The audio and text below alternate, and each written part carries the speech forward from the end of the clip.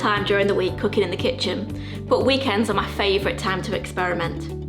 I really enjoy experimenting, cooking something you're not 100% sure is going to work, but it doesn't matter because you've got the time you need to get the result that you want. Today I'm making Arancini Parmigiana. I've made arancini before, but never quite like this. Let's hope it works.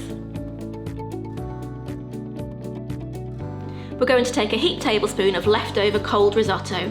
We'll flatten it out in our hands and then place a small piece of good quality mozzarella in the middle.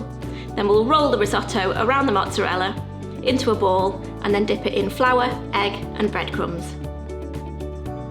Arancini is often fried, but you can bake it too, and that's what we're going to do today.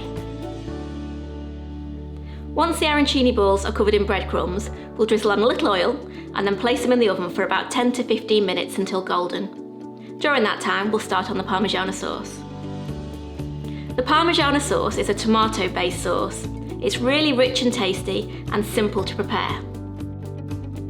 Parmigiana is an Italian dish, usually made with sliced aubergine or crispy chicken, with a tomato sauce poured over and cheese on top, and then baked in the oven. This is my adaptation, using arancini.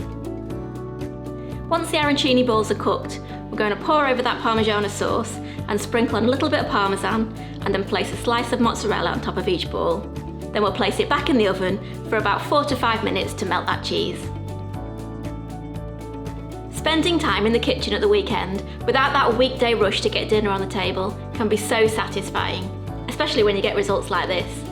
What are you going to cook up this weekend?